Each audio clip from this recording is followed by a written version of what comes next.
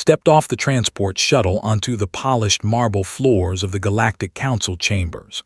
The massive building stretched high above him, its crystal walls catching the light of 3 different suns. Representatives from dozens of worlds moved through the corridors, their conversations creating a soft hum that echoed off the curved ceiling. He adjusted his diplomatic robes and checked his recording device one last time.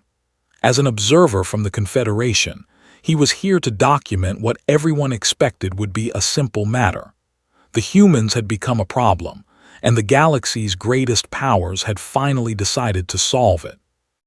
Had studied the briefing materials during his long journey to Prime. Humanity was young by galactic standards. They had only been traveling between stars for less than 200 years. Most species took thousands of years to develop proper space travel and learn the rules of civilized behavior. The humans seemed to be skipping important steps. The problem started when humans began claiming planets in contested space. They ignored the traditional territorial agreements that had kept peace in the galaxy for. When other species tried to negotiate, the humans simply said no and kept expanding. They built colonies on worlds that belonged to established empires. They refused to follow the proper procedures for claiming new territory. The briefing made it clear that this was normal behavior for young species. They always went through a phase where they thought they could challenge the established order. Usually, a small show of force from the older empires was enough to teach them respect. The humans would learn their place, just like everyone else had. 3 of the galaxy's most powerful civilizations had formed an alliance to deal with the human problem. The Empire controlled the largest military fleet in known space. Their ships were massive, and their weapons could destroy entire moons. The Synthesis Collective had technology so advanced that their smallest fighters could outmaneuver anything humans had built.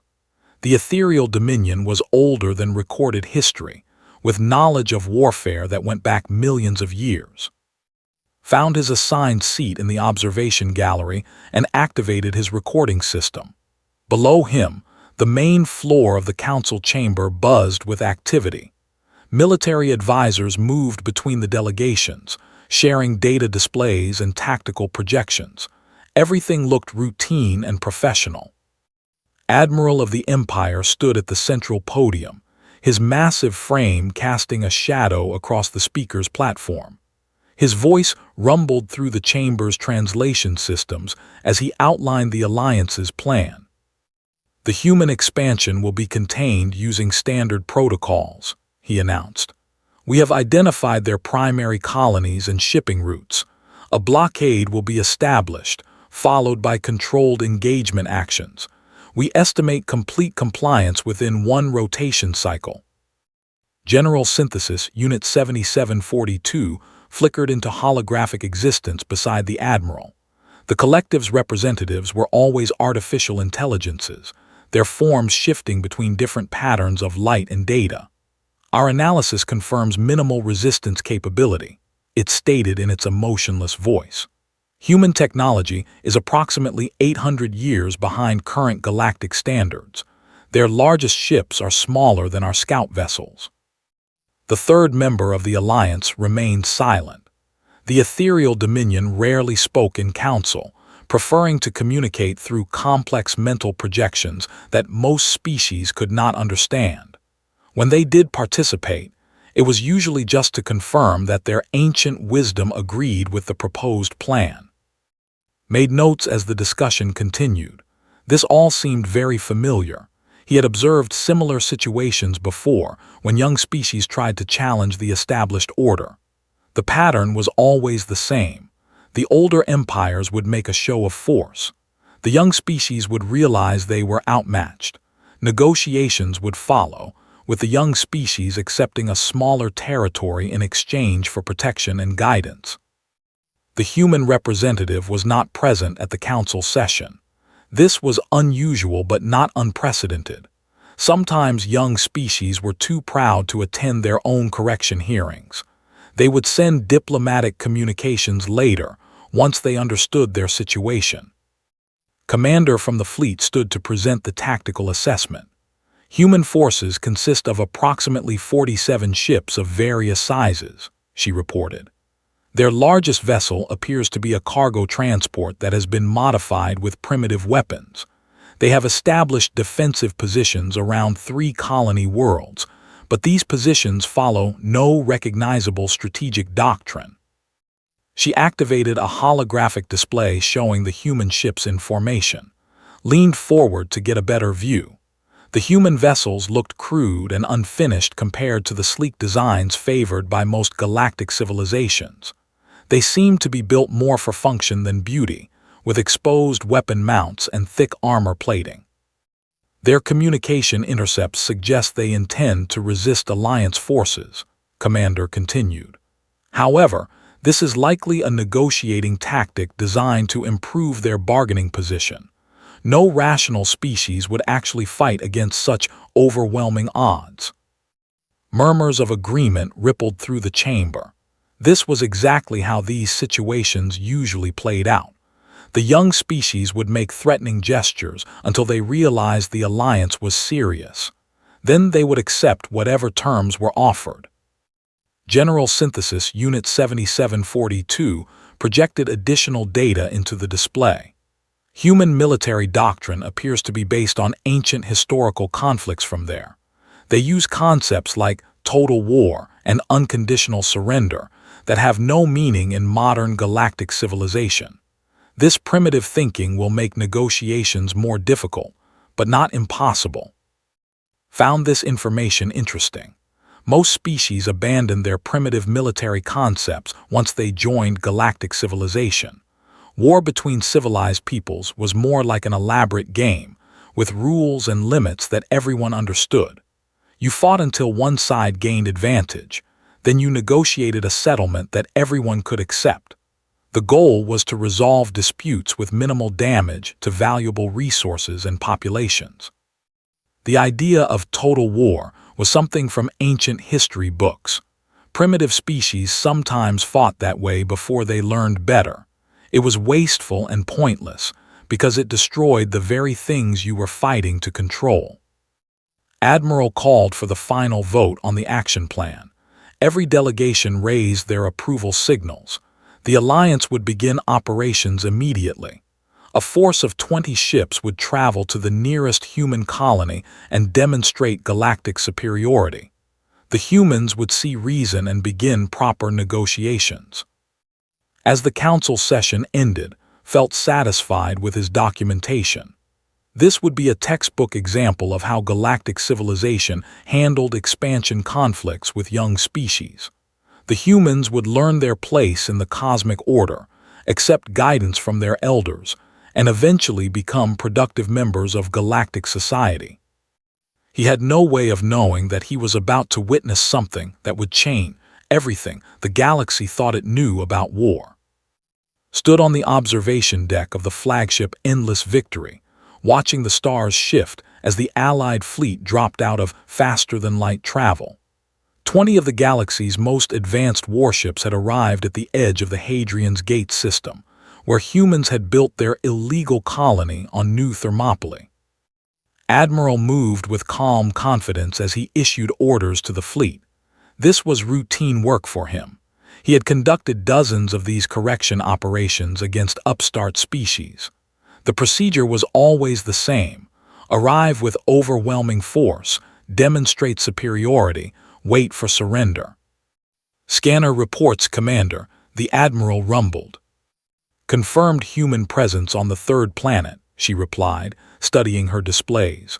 Approximately 50,000 colonists based on energy signatures. Orbital defenses are minimal.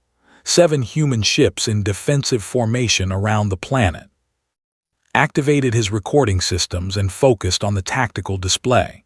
The human ships looked even more primitive up close. They were clearly built from cargo vessels and mining equipment, with weapons bolted onto their hulls wherever space could be found. Against the sleek, purpose-built warships of the Alliance, they looked like children's toys. Open communication channels, Admiral ordered. Broadcast surrender terms on all frequencies. The Alliance's standard message began transmitting toward the human colony. It was translated into hundreds of languages and broadcast on every possible channel. The terms were generous, as always. The humans would be relocated to appropriate territory. Their leaders would receive education in proper galactic citizenship. No one would be harmed if they cooperated. Minutes passed with no response. This was normal.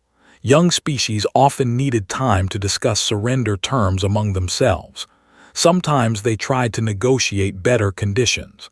The Alliance was usually willing to make small adjustments to speed the process. "Human ships are moving," Commander reported. Her voice carried a note of confusion. "They appear to be taking attack positions." Admiral's massive head turned toward the display. The human vessels were indeed moving, but not toward safe distance as expected. They were forming a battle line directly between the Alliance fleet and their colony world. "Broadcast the surrender terms again," the Admiral ordered. "Include additional warnings about the consequences of resistance." Leaned closer to his display screen. He had observed many of these operations, and he had never seen anything like this. The human ships were so outmatched that resistance seemed impossible. One dreadnought carried more firepower than the entire human force combined. The synthesis fighters could destroy human ships faster than humans could target them. The ethereal Dominion vessel could probably defeat the entire human fleet without taking any damage. The communication officer looked up from his station with surprise. "Admiral, the humans are responding to our surrender demands." "Audio only or full diplomatic transmission?" the Admiral asked. "Audio only, sir. Very brief message." "Let me hear it." The bridge speakers crackled with static, then a human voice came through the translation system. It was male, speaking in what the computer identified as standard Terran English. The words were simple and clear. "This is Admiral of the new Thermopylae Defense Force. We reject your surrender demands. We will defend our homes. Come and take them." Silence filled the bridge. Checked his recording equipment to make sure it had captured the exchange properly. In all his years of observing galactic politics, he had never heard such a response. Admiral stared at the communication station for several seconds. "Repeat the transmission. There must be an error in the translation system." The message played again, exactly the same. The human admiral had refused surrender and issued what could only be interpreted as a direct challenge to the Alliance fleet. "Sir," Commander said quietly, "human ships are powering weapons and approaching our position." The tactical display showed the 7 human vessels accelerating toward the Alliance fleet. Their crude weapons were charging, and their engines were pushing far beyond normal safety limits. Thermal readings indicated they were running their systems at dangerous overload levels. "This makes no sense," Admiral muttered. "They cannot possibly hope to win. Perhaps their leadership has suffered some kind of mental breakdown." General Synthesis, Unit 7742, materialized as a hologram near the Admiral's command station. "Recommend immediate demonstration of overwhelming firepower. Destroy 1 human vessel to clarify the situation for the remainder." The ethereal Dominion ship, which had remained silent throughout the operation, suddenly transmitted a complex mental pattern that reached every sensitive being in the fleet. The message was brief but disturbing. "Something is wrong here." Felt the alien thoughts touch his mind and immediately understood the Dominion's concern. The humans were behaving in a way that all logic. No species in galactic history had ever chosen hopeless battle over reasonable surrender. "Human ships entering weapon range," Commander announced. "Recommend we disable their engines and force them to discuss terms."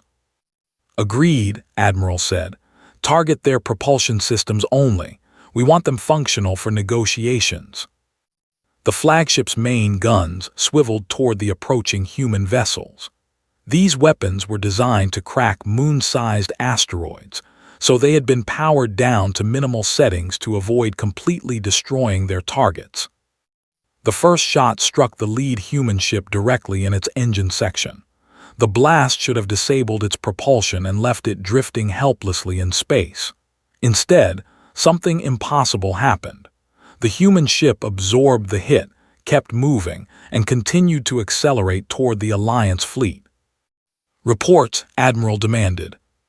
"Direct hit confirmed, but minimal damage," Commander said, her voice filled with disbelief. "Their armor is much thicker than our intelligence suggested. They appear to have sacrificed cargo space, crew quarters, and life support systems to add additional protective plating." What kind of species builds ships like that? The Admiral wondered aloud. Was asking himself the same question. The human ships were clearly not designed for exploration or trade. They were built for one purpose only: fighting. Every component that was not essential for combat had been removed or replaced with armor and weapons. The human fleet continued its advance. As they came closer, could see details that made his scales crawl with unease. The ships showed signs of hasty construction and desperate improvisation. Weapon mounts were welded directly onto hull plating. Armor was layered in overlapping sheets that created crude but effective protection. Emergency repairs were visible on every vessel, suggesting they had been fighting for a long time before this battle. "Human ships are launching smaller craft," Commander reported, "fighters and what appear to be cargo shuttles." The display showed dozens of small human vessels launching from their larger ships. Most were clearly military fighters, but others looked like civilian craft that had been hastily armed with whatever weapons could be found. "They are using cargo shuttles as attack craft," Admiral said in amazement. "They have armed their supply ships and are throwing them into battle." The human attack began in earnest. Their fighters moved in coordination with their larger ships, but their tactics were unlike anything had ever seen. Instead of trying to outmaneuver the superior Alliance forces, they flew straight toward their targets. They ignored defensive fire and focused entirely on closing distance. The first human fighter to reach the Alliance line crashed directly into a synthesis escort vessel. The impact destroyed both ships instantly, but the explosion damaged two nearby Alliance fighters as well. "Collision attack," Commander gasped. "They are using ramming tactics." More human craft followed the same pattern. They flew directly at Alliance ships, ignoring their own safety completely. Some carried heavy explosives that detonated on impact. Others simply used their own mass as weapons, smashing into enemy vessels at maximum speed. Watched in horror as a human cargo shuttle, its hull cracked and atmosphere bleeding into space, managed to ram one of the fleet's escort destroyers. The shuttle was completely destroyed, but its sacrifice created an opening that allowed 3 human fighters to attack the destroyer's weapon systems.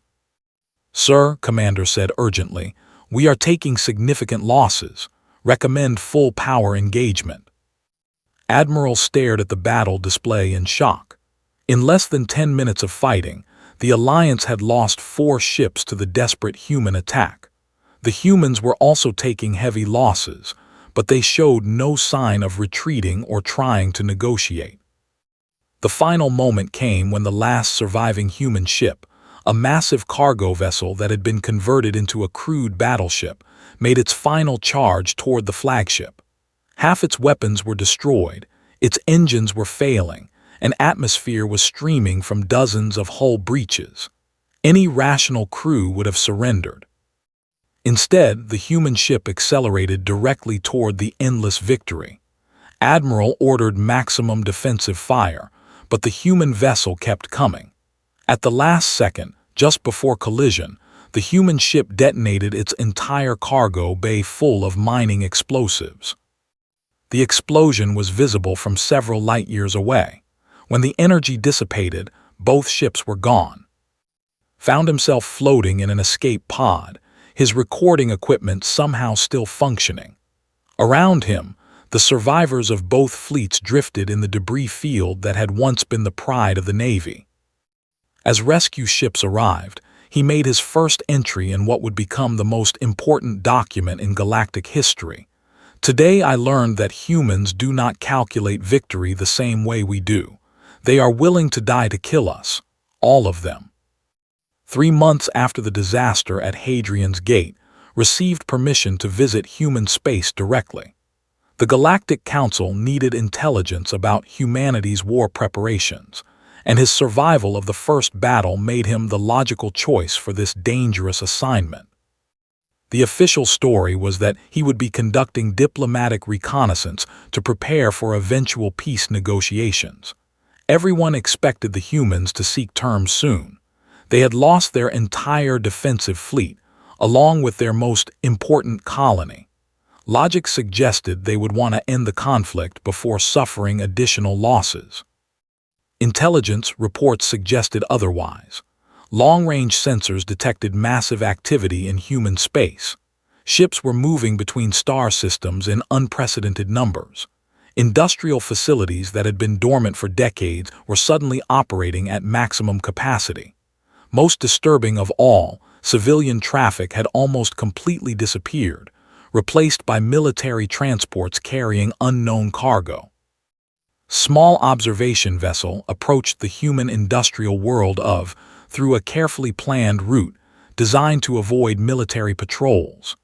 His ship was equipped with advanced stealth systems and diplomatic immunity codes, but he still felt nervous as they entered the system's outer boundary.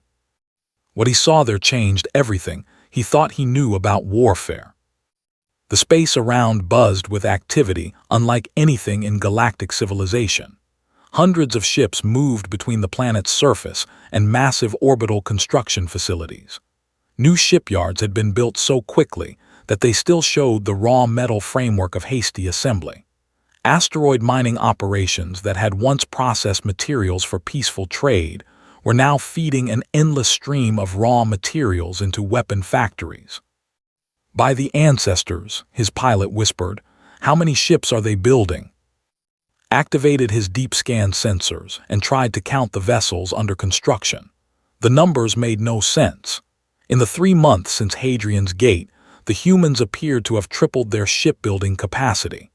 Massive factories that had once produced civilian goods were now turning out military hardware at an impossible rate. More disturbing than the quantity was the quality. These new human ships were nothing like the converted cargo vessels they had faced in the first battle.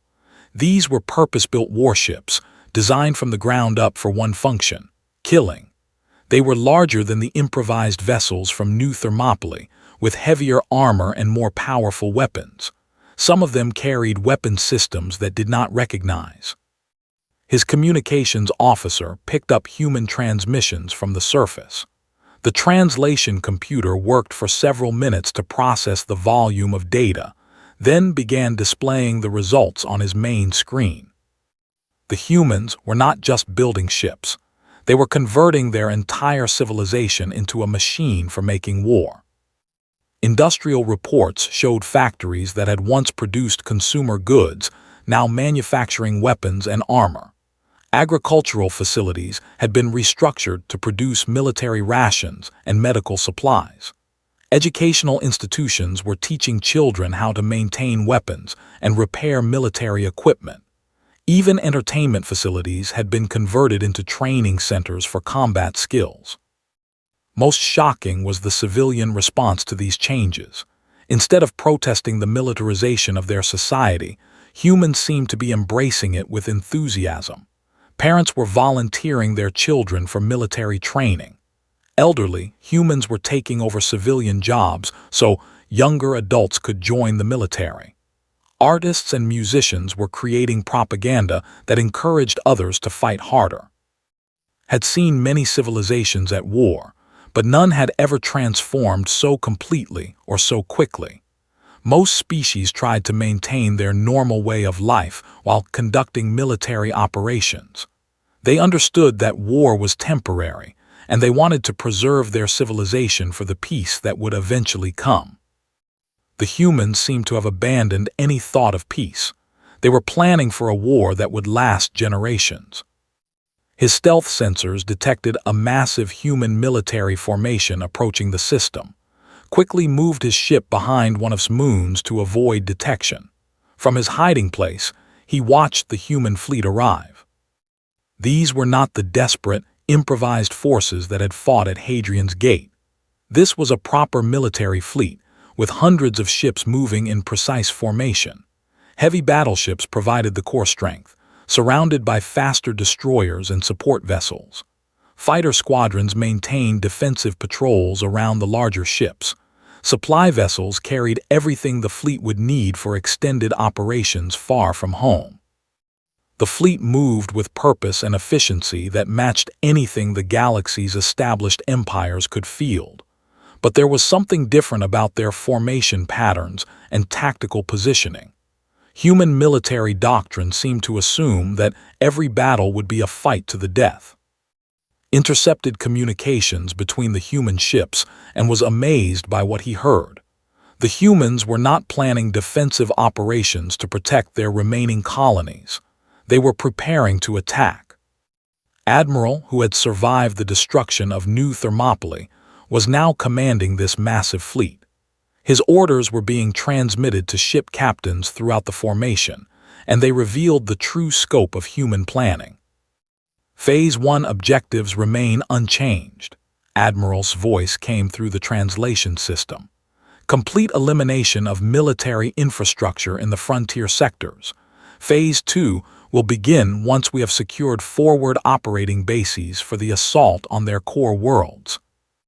Almost activated an emergency transmission to warn the Galactic Council, but he stopped himself. He was supposed to be gathering intelligence, not compromising his position, but the implications of what he had heard were terrifying. The humans were not planning to defend themselves or negotiate for better terms. They intended to destroy the Empire completely. More transmissions revealed additional details about human strategy. They had divided their forces into multiple fleets, each targeting a different enemy empire. One fleet was moving toward Synthesis Collective Space. Another was preparing to strike at ethereal Dominion territories. They were planning simultaneous attacks against all three members of the alliance that had tried to contain them. The scale of their ambition was breathtaking. Humans had been spacefaring for less than 2 centuries, but they were planning to challenge civilizations that had dominated the galaxy for. Even more disturbing was their attitude toward the war itself. Human military communications showed no interest in limiting casualties or preserving enemy infrastructure. They spoke of total destruction and complete victory as if these were normal military objectives. They planned to continue fighting until their enemies were incapable of ever threatening humanity again. Spent several more days monitoring human activities before his pilot informed him that their stealth systems were beginning to fail. They needed to leave human space before being detected and captured. As they prepared to depart, received one final transmission that showed him the true nature of what the galaxy was facing. It was a message from Earth, humanity's, directed to all human military commanders. The message was simple but chilling in its implications. Earth's government had declared something they called Total War Protocol. Every human world would contribute maximum resources to the military effort. Civilian production would be limited to essentials. All available manpower would be directed toward fighting or supporting those who fought. Most terrifying was the final line of the message. There will be no negotiation, no compromise, and no surrender. We will accept nothing less than the complete security of humanity, whatever the cost. As his ship jumped to faster-than-light speed, carrying him away from human space, made another entry in his journal. The humans are not fighting a war. They are conducting an extinction campaign. They believe this conflict will determine whether humanity survives or dies, and they have chosen to ensure that if they die, they will take their enemies with them.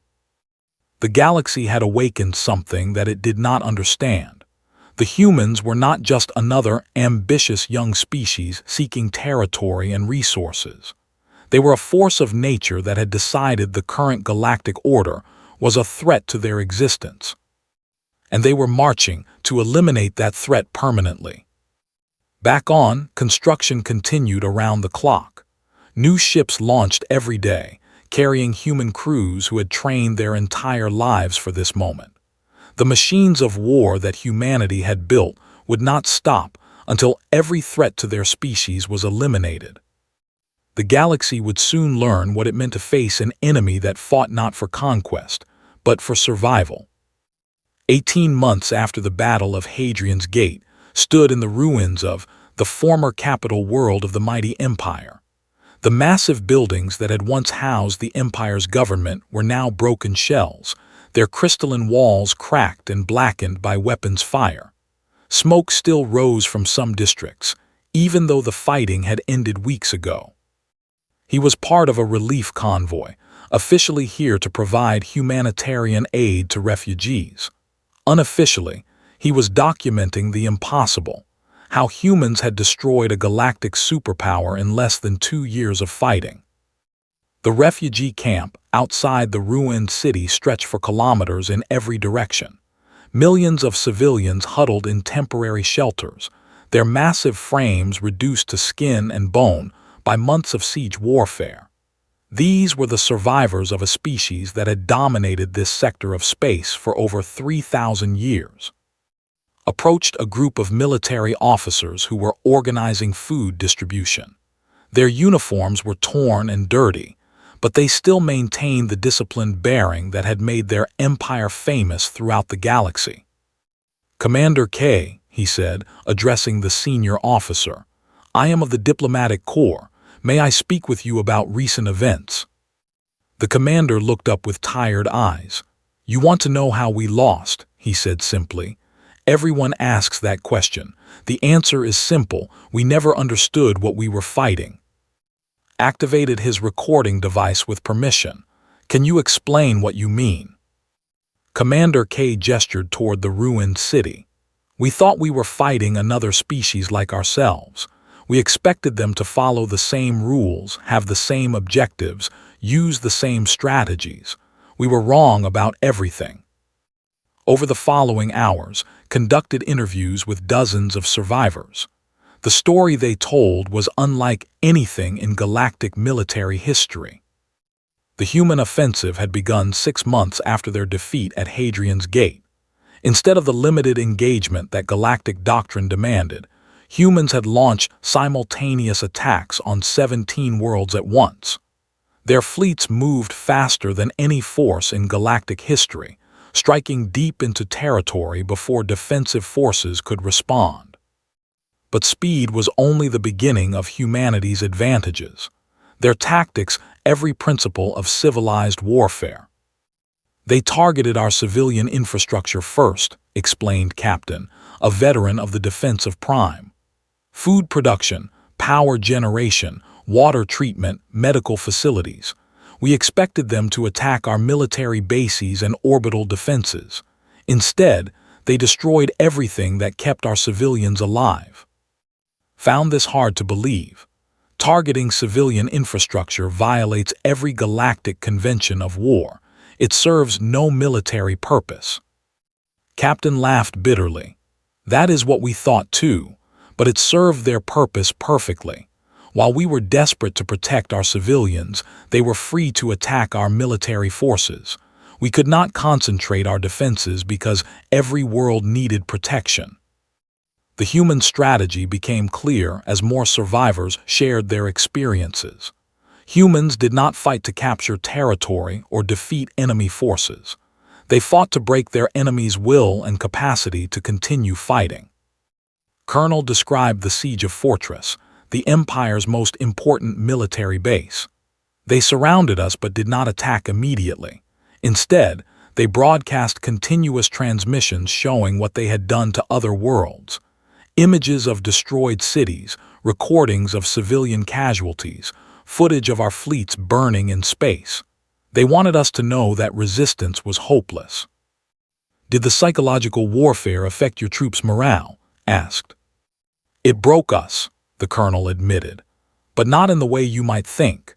We became more determined to fight because we understood that surrender meant the extinction of our entire civilization. The humans had made it clear that they would accept nothing less than our complete destruction. This was the most disturbing aspect of human warfare. They did not seek the controlled victory that civilized species pursued. They demanded unconditional surrender and the complete elimination of their enemy's ability to ever threaten them again. General N, formerly the Empire's highest military commander, provided the most detailed analysis of human capabilities. They adapt faster than any species we have ever encountered, he explained. Every engagement taught them something new. When we developed new tactics, they countered them within days. When we introduced new weapons, they quickly created defenses and then improved versions of our own technology. Reviewed the combat reports that survivors had managed to save. The data showed an evolution in human military capability, that explanation. Early human forces had been crude but effective. By the end of the war, they were deploying weapons and strategies that surpassed anything the Empire had ever developed. How is such rapid improvement possible? He asked. General N pointed to a display showing human ship designs from different periods of the war. They do not just learn from their own experiences. They capture our technology, study our tactics, interview our prisoners. Then they take everything we know and make it better. The progression was visible in the technical specifications. Human ships grew larger, faster, and more heavily armed with each new production run. Their weapons became more accurate and destructive. Their armor became nearly impenetrable. By the war's end, human technology exceeded capabilities in every category. But technology alone had not won the war. The humans possessed something that no galactic species understood: absolute commitment to victory. They never stopped attacking, described Admiral, survivor of the last fleet action. When we destroyed their ships, more appeared to take their place. When we killed their crews, new ones stepped forward. They seemed to have an endless supply of warriors willing to die for their cause. Had studied human population statistics. They were not more numerous than the Empire, but they had mobilized their entire civilization for war in a way that no galactic species had ever attempted. Every human contributed to their war effort, General N explained. Their children built weapons. Their elderly maintained their factories. Their artists created propaganda that inspired others to fight. They turned their entire species into a single military unit. The interviews revealed the final horror of human warfare. They had no concept of acceptable losses. Galactic warfare was based on the principle that some things were too valuable to risk, were never attacked. Civilian populations were always protected. Cultural treasures were preserved even during conquest. Humans ignored all these limitations. They attacked anything that supported their enemy's war effort. They destroyed irreplaceable artifacts and monuments. They targeted civilian leaders and cultural institutions. Nothing was sacred, nothing was off-limits, nothing was too valuable to sacrifice for victory. They fight as if every war is their last war, Commander K observed. As if defeat means extinction. Perhaps for them it does. As prepared to leave the refugee camp, he spoke with one final survivor. Dr. Ara had been a civilian researcher studying galactic anthropology before the war. Her insights into human psychology were the most disturbing of all. We never understood their evolutionary background, she explained. Most galactic species evolved on worlds where cooperation was essential for survival. Humans evolved on a death world where everything was trying to kill them. They learned to fight extinction itself. What do you mean? Asked. They were so dangerous that only the most determined survivors could reproduce. For millions of years, they faced predators, diseases, natural disasters, and climate changes that would have destroyed any other species. They evolved not just to survive, but to eliminate threats permanently.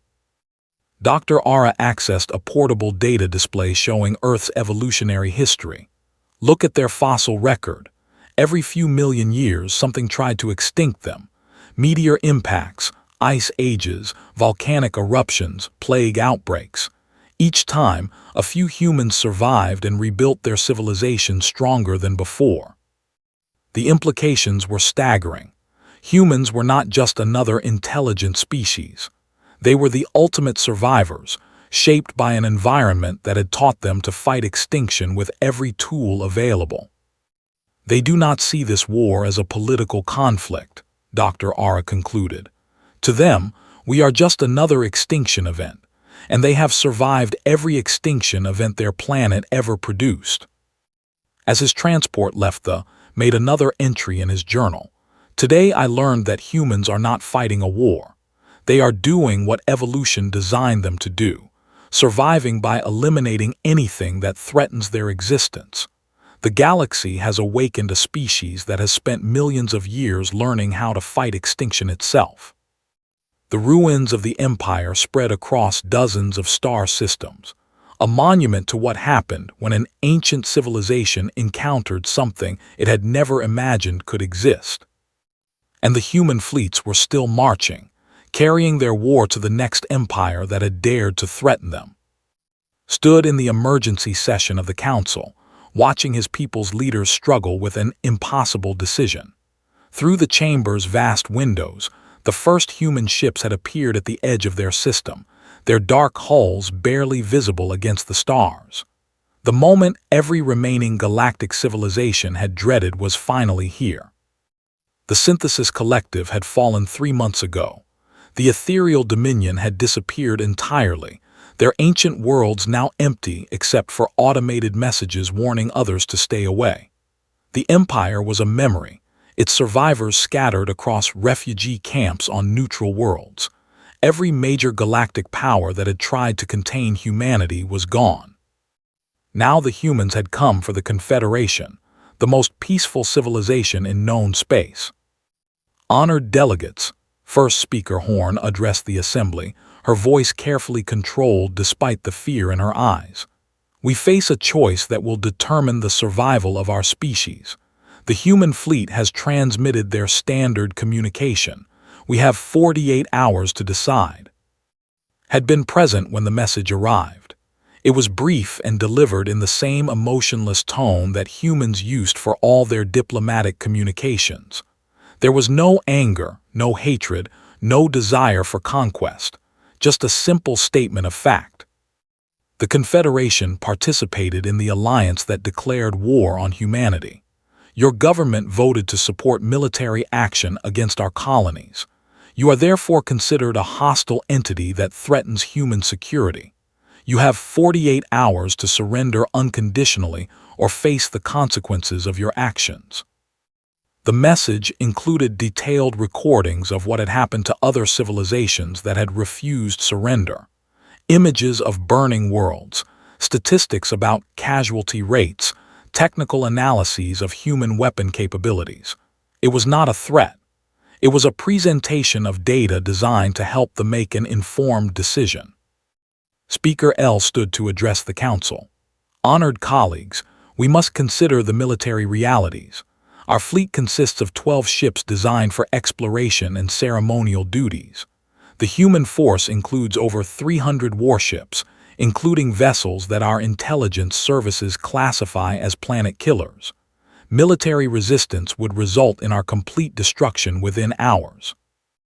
But surrender means the end of our civilization, argued Speaker. The humans have shown no mercy to those who opposed them. Every empire that has surrendered has been completely dismantled.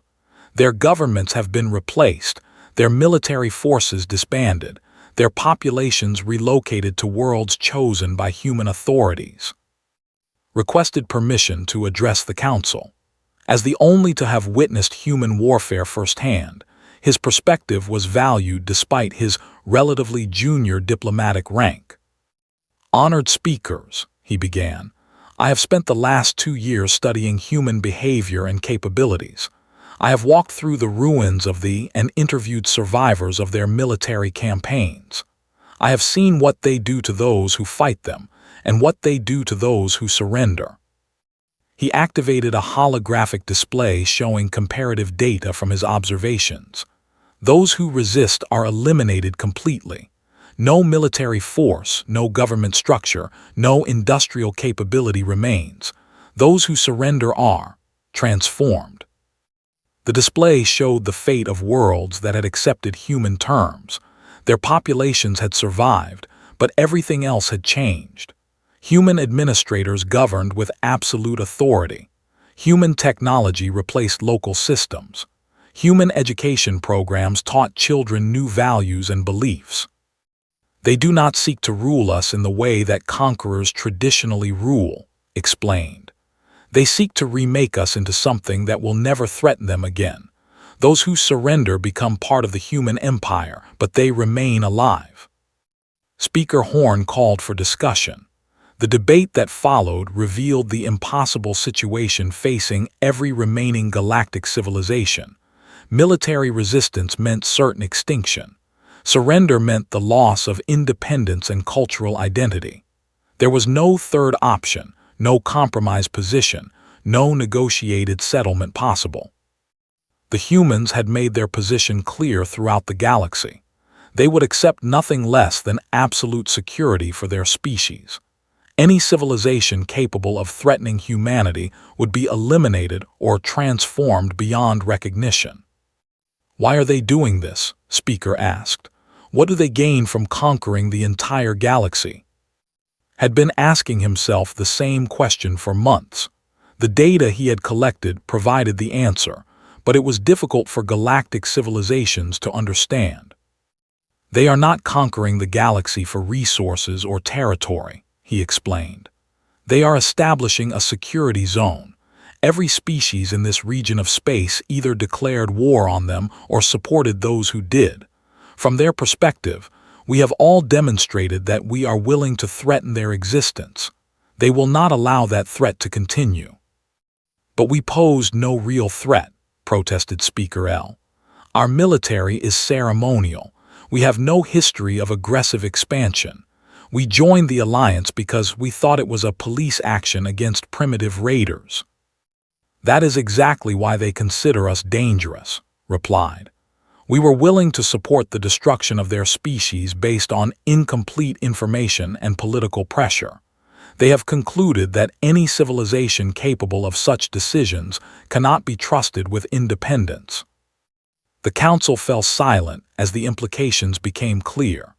The humans were not irrational conquerors driven by greed or ambition.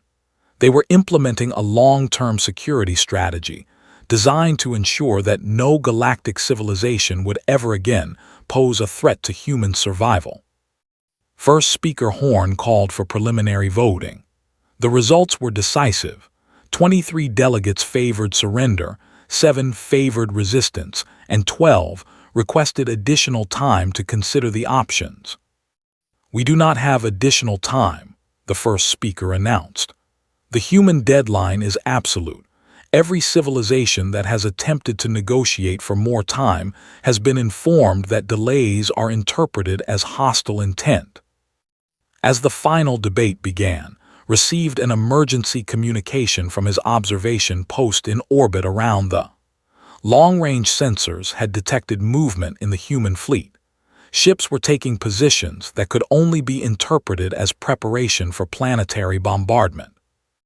"Honored speakers," he announced to the assembly, "the human fleet is moving into attack formation. We have perhaps 6 hours before they begin bombardment operations." The vote was called immediately. When the results were tallied, the decision was unanimous: unconditional surrender. The formal surrender transmission was sent to the human fleet commander within minutes. The response came back equally quickly, delivered in the same emotionless tone that characterized all human diplomatic communications. "Surrender accepted. Prepare for transition to human administration. Detailed instructions will be transmitted within 1 standard hour. Compliance with all directives is mandatory. Resistance to the transition process will be interpreted as a violation of surrender terms." over the following days, witnessed the methodical transformation of his civilization. Human administrators arrived with pre-written plans that had obviously been developed months in advance. They knew exactly how society was organized and precisely which changes needed to be implemented. The process was not brutal, but it was absolute. The government was dissolved and replaced with human appointees. The military was disbanded and its ships transferred to human control. Educational institutions were restructured to teach human history, human values, and human languages alongside traditional subjects. Most disturbing was the psychological evaluation program. Every citizen was required to undergo interviews designed to identify those who might resist human authority. Those classified as potential threats were relocated to special settlements where they could be monitored but the majority were simply incorporated into the expanding human empire. They kept their homes, their families, and their basic way of life. They worked in the same jobs and maintained the same social relationships. The changes were profound but not destructive. Children adapted most quickly. Within months, young were speaking human languages and learning human customs.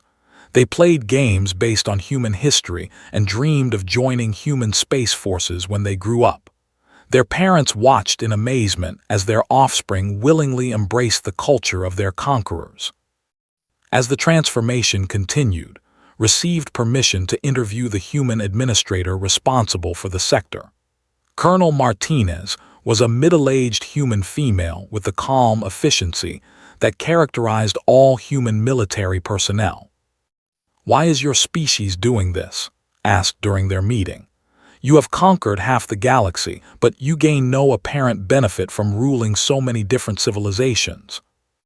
Colonel Martinez considered the question carefully before answering. "We are not conquering for benefit. We are eliminating threats to human survival. Every species in this region of space has demonstrated hostility toward humanity. We cannot allow hostile civilizations to exist within striking distance of our worlds." "But many of these species pose no real military threat," pointed out. "Military threat is not the only consideration," the colonel replied. "Political influence, economic manipulation, technological development, alliance formation.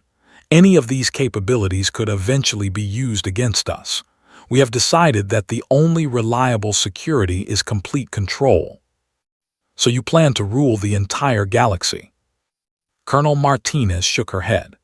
"We plan to rule the portion of the galaxy that has shown hostility toward humanity. Species that have remained neutral or friendly will be left alone, assuming they continue to pose no threat. But any civilization that declares war on humanity, supports our enemies, or develops weapons capable of threatening our worlds will be eliminated or absorbed." The implications were staggering. Humanity was not seeking to conquer the galaxy for traditional reasons. They were creating a buffer zone of controlled space around their territory, ensuring that no threat could ever again emerge from this region. As months passed, the effectiveness of the human strategy became apparent. Former enemy civilizations were being transformed into productive members of the human empire. Their technology and knowledge were being integrated with human systems. Their populations were being educated to view humanity as protectors rather than conquerors. Most remarkably, resistance to human rule was virtually non-existent. The populations of conquered worlds had seen what happened to civilizations that continued fighting. They understood that cooperation offered survival while resistance meant extinction. Made his final journal entry as his own people completed their integration into the human empire. "Today I witnessed the birth of a new galactic order. Humanity has not conquered us through superior technology or military genius, though they possess both. They have conquered us by demonstrating that they are willing to do whatever is necessary to ensure their survival, while we are not willing to do what is necessary to ensure ours. They call themselves protectors now, and perhaps they are. No hostile force will ever again threaten the worlds under human control. Pirates, raiders, and aggressive empires have been eliminated. Trade flows freely between human worlds. Exploration and scientific research continue under human guidance. But protection comes at the cost of independence. We are no longer free to make choices that might threaten human security. We cannot develop certain technologies, form certain alliances, or pursue certain political systems. We exist at human sufferance, and we all understand that this arrangement will continue as long as humanity believes it necessary for their security. The galaxy feared humanity because they thought we were facing another aggressive empire seeking conquest and dominance. We were wrong. We were facing evolution's most successful predator, finally released from the constraints of there. They do not seek to rule the galaxy. They seek to ensure that nothing in the galaxy can ever threaten them again. And they have succeeded. In orbit around a dozen human worlds, massive fleets continued their patrols. The march had ended, but the watch would continue forever. Humanity had learned that survival required eternal vigilance, and they would never again allow potential threats to grow unchecked. The galaxy had dreaded them, and in doing so, had created exactly what they feared most: an enemy that would accept nothing less than absolute security, whatever the cost.